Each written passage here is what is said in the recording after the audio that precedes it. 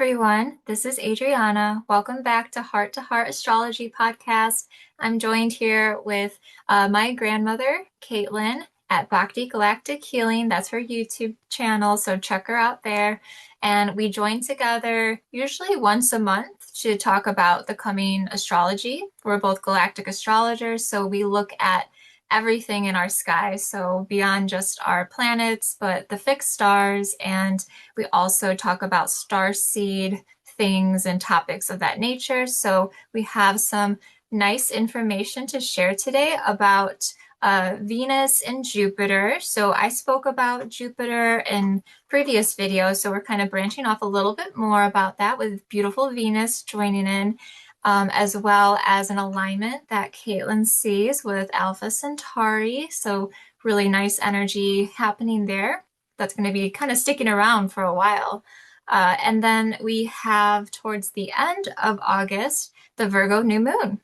So that is kind of an overview of what we're going to discuss today. If this is your first time tuning in, check us out on our YouTube channel. I'm at Starry Sky Readings. And again, Caitlin's at Galactic Healing. And thank you if you're watching on the Galactic Astrology channel. We were both trained under Julia Balaz, so we're very grateful to be QSG practitioners and offer galactic readings and all sorts of readings actually that we do. So do you have any openings at this time, Caitlin, by the way? Did you want to share? No, I'm booked. Still gonna wait till the fall for opening that up. Yeah. That's Too good. busy right No, now. good. That's good. I'm glad it's a good busy, right? Yeah. Yeah. Yes, we're gonna do Good. some traveling at some point, so that's gonna be fun too. So Oh, yes, that's right. Mhm. Yeah, I have some availability actually for the rest of August and going into September. So my books are open. So you can contact either of us at our emails. They'll be posted down below. So do you want to go ahead and give a brief intro for our newbies here, Caitlin? Okay. Okay. Yes, I'm Caitlin, and just as Adriana said, we're both galactic astrology practitioners of Julia Balaz. Her program and her course is phenomenal. Highly recommend it. And I think, Adriana, you have in our description where they can sign up through you for the course if they want to. I initially went into Galactic Astrology 101, and then I upgraded to the full course. At first, I thought, oh, I wasn't quite sure if I could, handle all this. Is it going to be too much? And then once I dived into 101, I was like, wow, this is for me. And instantly got into the full course. And so if you're just thinking about it, you have that option of just trying 101 and see, get your toes wet, see how you feel about it. But it's life-changing. It's fascinating. And Adriana and I both love it. Yes, so again, I'm Adriana. My astrology name is Starry Sky Readings here on YouTube and Instagram. Like I said, I do galactic astrology readings, but I also specialize in the more past life readings as well. So I look at Earth past lives and beyond into the galactic realms, even too, if you want to go that far. We're your people for that. So yeah, I've also been an intuitive tarot reader for the past 5 years. So I do like to incorporate divination in my readings, and I'll actually be sharing some tarot messages today. So stay tuned for that. Shall we just jump right in then to our Yeah, astrology? into the deep Okay. end. Let's do it. So, if you are familiar with what we've been sharing in our previous video, or if you watched some other astrologers mention too, we have a beautiful alignment with Jupiter in Cancer at this time. It's been going on right now, and it's a really nice alignment, a very positive one, especially compared to some of the other ones that are happening. So it's kind of balancing things, bringing a lighter air to the energy. By the way, Mercury retrograde's finally over. Yay. So by the time you're watching this, hopefully it's feeling a little bit more eased up now. Yeah, on August 12th. So this is going to probably be past the time that you see this video, but no worries, as energy is going to be here for the next couple of weeks. Venus is conjunct Jupiter in the very beautiful, nurturing sign of Cancer. At the same time as this, as I mentioned before in a previous video, this is making a conjunction to Sirius A. And if you want to know some more information about that, just check out that last video that we did. The one previous to this, we go into more of the Sirius A energy, especially if you have Sirius in your chart. You might want to tune into that and see how that could be impacting you. There's a lot of divine feminine going on actually with this alignment in itself. Caitlin soon is going to share some insights on that too. Of course, this is a very healing energy with the water elemental of Cancer. So feeling called to be near water, especially at this time, especially those of you who have water elements in your chart, if you're water dominant chart. I have a Cancer rising and I drove to the ocean the other day because I just needed to go and get some sea air, even though it wasn't that warm here, but I just still wanted to just be near the water and it was nice. So you might be feeling called to that at this time, even if you don't have, a lot of water in your chart. It's just kind of the sign of this time here.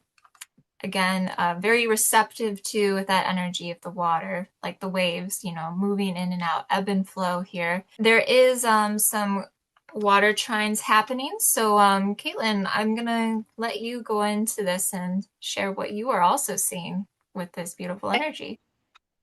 The aspect with the planets Venus and Jupiter conjunct in Cancer are forming a trine with the North Node in Pisces, and a great group of gals in Scorpio. So Black Moon Lilith, Juno, and Vesta. And this configuration is for powerful energies that flow, like water. Okay, I've got nice water back here, which is always going to bring in to play emotional healings. Sometimes intuitive insights will come in, and I feel this whole time right now is very much for creative expressions as well. A lot of energies going that direction. But I did want to speak a little bit to Jupiter and Venus in this conjunction, which on August 12th, actually at 1 a.m. Eastern Daylight Time, but we're in it right now. Like we're in it from July 26th to August 21st. So they call that a pairing window. Obviously, it is most exact on that one date, the August 12th, but we are affected by it. I think people need to learn that a little bit more. Just like Mercury retrograde, we're still, it's gone direct, but we're in the post shadow now. So there's these kind of finishing off type of things that have to happen, or pre things in the beginning, pre shadows and things of these combinations. So I think it helps to understand that. But the dynamic duo of Jupiter and Venus, look, what do they bring? Well, right off the bat, they emphasize very much what we value. I want you to think about that. Jupiter is emphasis, it's growth, it's expansion. Venus is all about value and love and what she cares about. So we're going to emphasize what we value. There could be I love this, possible financial goodness. My guides told me this. Goodness. I thought, what an interesting description. So you could kind of apply that in whatever way you want. Goodness coming financially, not that there's like you're going to win $1 million or something, but something good in a financial way. I don't know what, maybe somebody pays a bill for you, like I don't know, that's what it feels like A little somebody. blessing, maybe. A Yes, little yeah, like, blessing. yeah, Yeah. yes. Also, I feel when these two benefic planets, they're the happier planets, the lighter, the freer. But when they get together, there's an increase in spiritual awareness because of the emphasis on love, the emphasis on spirituality. So I think those are just little ways that we'll see things happening for these next few weeks. If we could just put it all into one thing, my guides gave me this sentence: to focus on seeking harmony in any and all situations. This is what can prevail during this time. So if you're in situations where you're in a fight with somebody, or you're having this or that relationship issues, things like that, it's an opportunity to seek harmony there. this particular alignment, this pairing window will help support that being healed, okay, towards that healing of it. Does that make sense, Adriana? Yeah, definitely is that healing energy coming together. And I like what you said about it, about the values, what you value. I think that was a Mhm. great way to reflect on this alignment. We still have several weeks. And you're going to talk about the new moon in a little bit. Which is interesting because that will be kind of towards the very end of that coupling. So I think that's awesome. And but here's something that I found. I always try to find things that are a little bit different. That's just because I'm different. That's me. But I was tooling around and looking at my whatchamacallit, my galactic astrology chart. No, calculator. That's it. Calculator.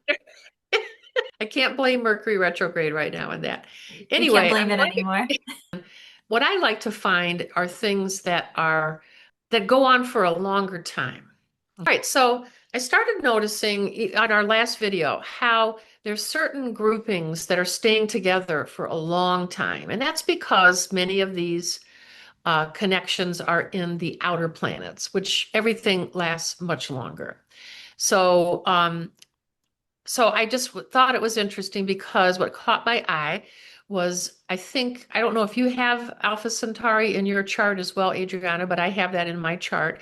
Also, I mean, and Centauri as well.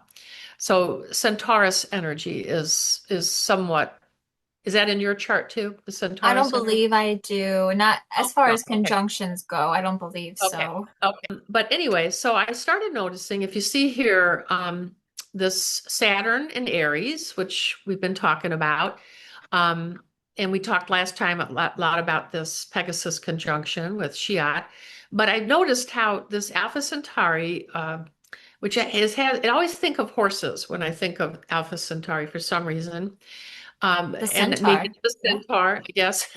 Must be it, exactly. So I just kept seeing it, showing up. It also shows up when we look at the February 20th chart. So this is actually on August 15th, a little few days after the hoopla of the conjunction of Jupiter and Venus with Sirius A, actually. So anyway, long story short, let me get over here. So here's this in Uranus and Gemini is this opposite with Alpha Centauri that goes all the way through till February 20th. So I thought that was very interesting. And then I started noticing this trine over here with Alpha Centauri. And then down here with Neptune, we have another trine with Alpha Centauri. And then over here with Pluto, there's a sextile with Alpha Centauri. And I think that's about it for that. So those were the four that really stood out to me. And so I just thought I've got to look them up. I've got to learn a little bit more about them. So I'd like to share some of that with you because you may have it in your chart. And you want to check your chart to see, go on our calculator, put your information in, bring it up. And if you see any of these, especially if it says conjunct, then this is very meaningful for you to listen to even more so, but not just the conjunct. I really, the oppositions ultimately become like a conjunct. The Yes. trine, I mean, each one of these is important. I feel, and that's what I'm noticing. And that if I have just one conjunct somewhere or one opposite, like in this case, but if there's other ones hanging out, then I know there's a story there. There's an important story. That's when I work on a report, that's what I look for. I look for where are there other places that it's showing up with sextile squares, whatever. And then I can feel into that story. So let's talk a little bit about the story of Alpha Centauri, and it's the Centaurus constellation. And it's the people that settle there are known to be Lyran war refugees who, I mean, let's face it, there had to be a ton of them. They had to travel so far to get to Alpha Centauri because actually Alpha Centauri is our nearest neighbor. And by the way, it happens to carry the planetary nature of Jupiter and Venus. So if you combine the two, that is what Alpha Centauri's energy is like, which I thought was very interesting. Even though it's not in the Jupiter right now or in the Venus, but it is that style of energy. And if you, I think people may want to know this, but Ptolemy is also the name of Alpha Centauri. So it has two names, Ptolemy. Um, anyway, so it's the beings that come from here are predominantly Nordic beings. And even to the point of, like, again, Lyran Nordics, because of that war refugee energies. So if you have Northern European genetics, DNA, you may be connected to Lyra, the Pleiades, Aldebaran, and of course, Alpha Centauri, very likely. The Alpha Centaurian starseed soul is going to be very choosy about the family they incarnate into. They want to find the right genetic match because that makes their integration into a physical body more easy. Some of the things, the characteristics that I think that really stand out are they have a strong moral compass of what is for the highest good. They can be very independent thinkers and feelers. They help others handle their emotions, but may struggle with their own. So have a little harder time to handle it on their own. They can be slow to trust others, but are quite discerning. And they're considered very good at detecting manipulative people. So it's hard to put one over on an Alpha Centauran. They're not a joiner. They're not going to be out there joining this group and that group. They're going to be more particular and prefer smaller groups and are quite comfortable with being alone. So I feel like the resonance themes that might be here with Alpha Centauri that resonate with the Jupiter-Venus planetary nature would be that of balance and harmony, of course, the merging of the material and spiritual realms together. So when we go through life, we are able to manifest pretty easily because we don't see them as separate. They are really great leaders, especially if you have your sun conjunct. Alpha Centauri leadership is at the high point there. Magnetism and compassion would be, again, the Jupiter-Venus influence. And so I think those of us that have this in our chart, you're going to have Scorpio somewhere. So there is a link to Scorpio with this Jupiter-Venus influence. Okay, so if you have Scorpio on your chart, you're going to find it there. Like for me, it's in my North Node, and I found it instantly that I have that conjunction with Alpha Centauri in my Scorpio North Node. They can be considered very often spiritual anchors and mediators and teachers, able to blend practical wisdom and spiritual insight, creating a longer impact for somebody, helping them. And of course, Scorpio always brings intensity, depth, resilience. And then also to the ability, they were good at building bridges, fostering harmony, transforming challenges into opportunity for growth and enlightenment. So again, if you have conjuncts, you would look in your chart and see where they are. And you're going to find how they connect. It's a conjunct because you could have an opposite, you could have a trine, and it would be a little bit variation of the energy. Yeah, so when I've done readings with people who have Alpha Centaurian connections, past life connections, I've found that, so like I mentioned, I do divination too. So I use past life cards, and oftentimes I will get the community card, which makes total sense because they have this kind of brotherhood, sisterhood type of mentality, that family oriented kind of communal living. Actually, I think that's what the card is, communal living. That comes up often with Alpha Centaurus, as well as like medicine man, medicine woman, or some sort of like spiritual card, like they were a healer or something like that. In fact, I had my most recent client, she ended up having an incarnation onto Earth, to Atlantis, that carried over from her, what she learned from her lifetime in Alpha Centauri with her healing abilities and brought that into Atlantis. So that was really cool to get that. So yeah, I just wanted to add that in too. So kind of extra confirmation that I get with the cards and what people have found through, channelings. Also, Craig Campoboso, I'm not sure if I'm pronouncing his name correctly.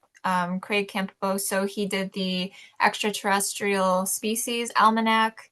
He did some really cool research on the Quechua people of the Peruvian Andes, and they encountered these beings back in the 1950s.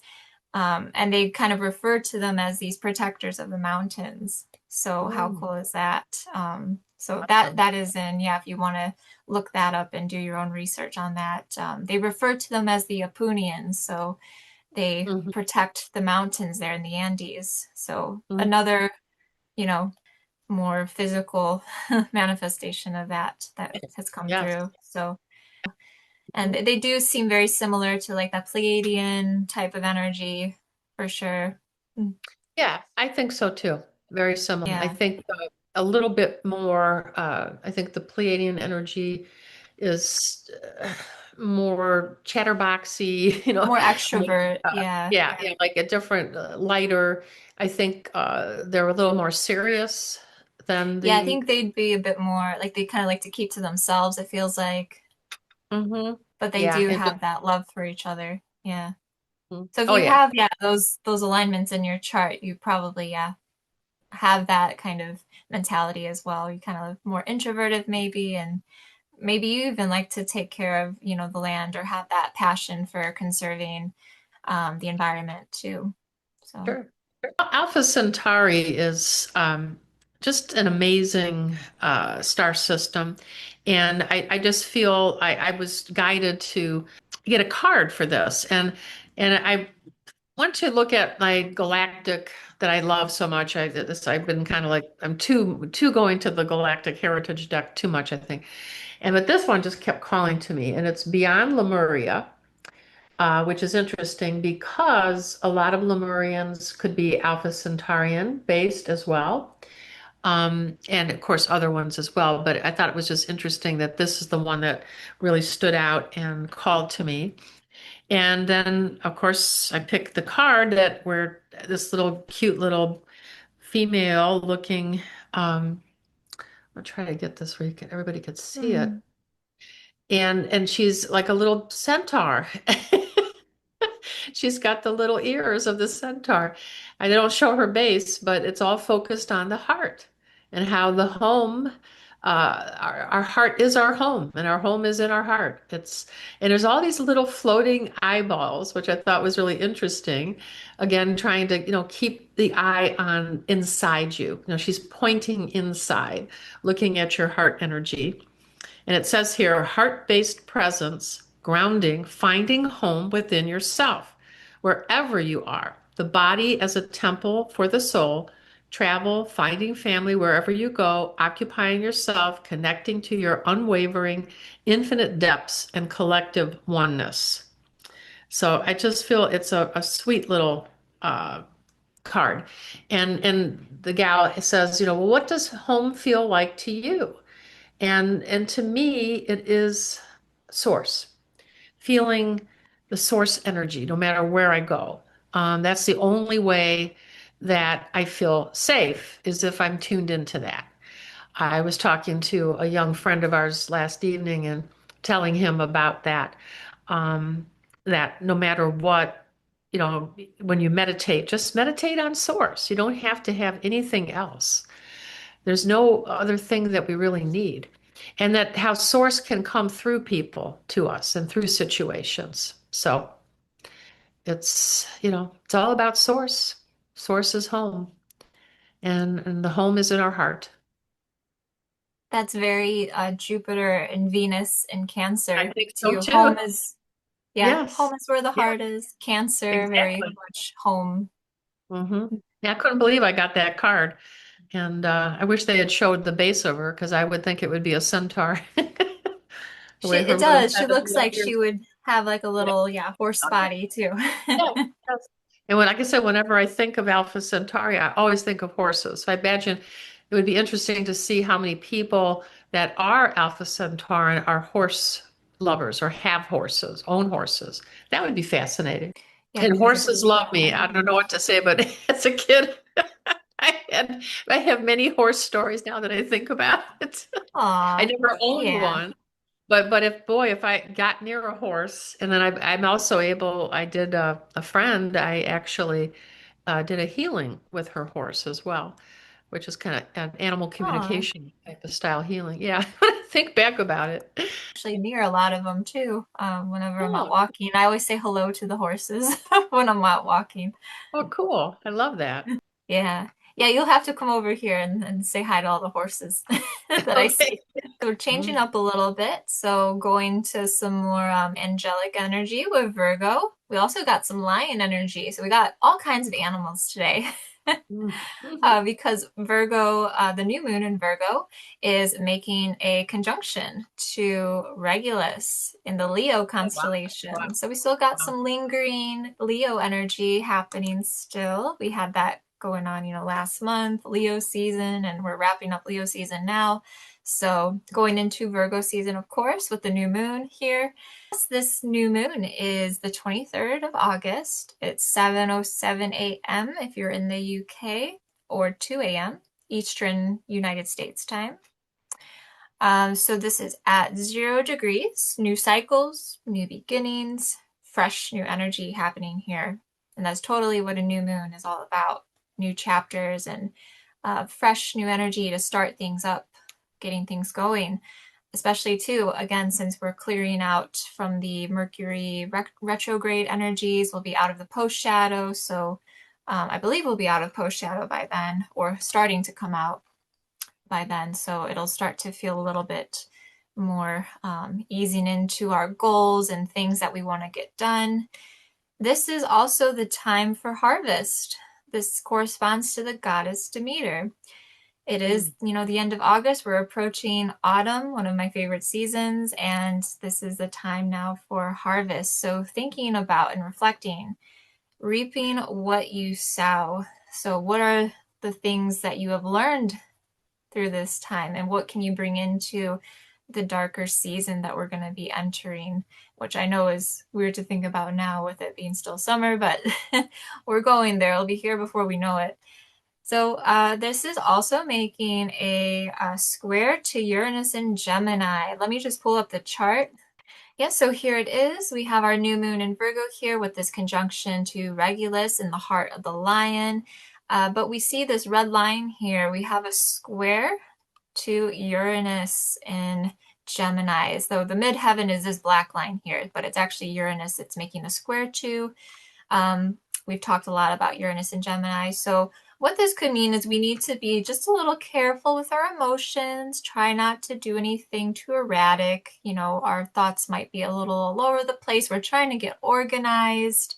So just Virgo helps keep you grounded, right? That is the great thing with Virgo. It's an earth sign, so it'll help keep your emotions grounded here and things that you want to get done. So there is a kind of rebellious nature with Uranus, so be a little bit careful about that. Try not to dive into anything or be a little bit too much of a rebel, maybe. Could sometimes it's okay, a little bit, right? But you just want to be careful at this time, around the new moon with that type of energy. So there, we could see more of that too, just in mundane terms, like in the external world, with governments and things, which I will talk a bit about too with Regulus. So yes, keep both feet planted on the ground as best as you can with that energy, with that aspect happening there. Come up with a plan, set practical steps. Let Virgo help you make those steps, baby steps. Set Mhm. those goals for yourself. Now, with that conjunction to Regulus, again, this is in the Leo constellation and it's considered the heart of the lion. This is one of the four beautiful royal stars. It's also sometimes considered an angelic star, which is associated with Archangel Raphael. So very much kind of, I think I get the image of like that winged lion. So you got the angel energy happening, but also the lion energy. So that kind of comes through paired with Virgo. Now, Regulus is a very regal, powerful star. People with this star may have those types of qualities about them. Even if you aren't, rich or a queen or king, you might have that kind of energy about you.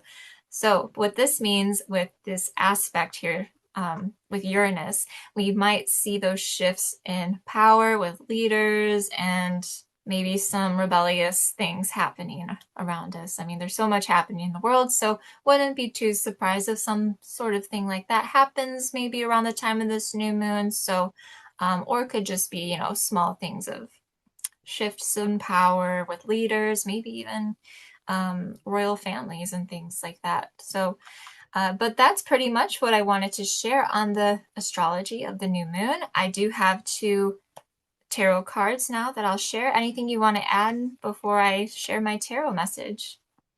No, it sounds great. I have a Virgo moon, so Yeah, that's right. my it'll be my new moon, so it'll be great. Sounds good. I think it'll kind of help keep our emotions more practical and grounded. So, and it's a nice, yeah, fresh new energy with starting our projects and getting things done, especially if there's been anything that was delayed in Right. retrograde, Mercury Yes. retrograde. Yes. My tarot message that I'm going to share, I'm using, by the way, my Dreaming Cat Tarot deck, one of my favorites. It's very cute. I have my first card. I got two cards. So the first one is the Hanged Man here, or I guess in this case, the Hanged Cat. So you have this cat, it's caught up here. We are caught up in something. We are delayed at this time. And again, this kind of goes back to what I just said. If things were delayed and you're kind of in this waiting period, we're going to start to untangle from this through after this new moon, I feel. So getting kind of untangled out of things, tying up loose ends. That's what I was trying to think. Tying up loose ends, that's coming through. And the Three of Wands is here as well. So we're waiting for our ships to come in, waiting for things to come at the right time. Again, set those goals, right? Take those baby steps, one step at a time. Gather the tools that you need, and you might have to wait for some of those things to come in with whatever you're doing, whether it's a project you're working on or work that you're doing. So yeah, this is a very nice energy with the Knight of Wands too on the bottom of the deck here, showing the overall energy. It's a fire energy here. Also very creative too, by the way. There's a creative energy. And that aligns very much with Leo too, that Leo constellation with the fire energy. So we are feeling inspired now, feeling inspired and motivated, ready to um, take on our goals and to move forward, get things going. So again, you might just have to tie up some loose ends and have a little bit of a waiting period for things to kind of settle in. Me personally, I'm waiting for a visa to come through, so that applies to me in that sense. So others of you might be, waiting for other things to come in and make happen.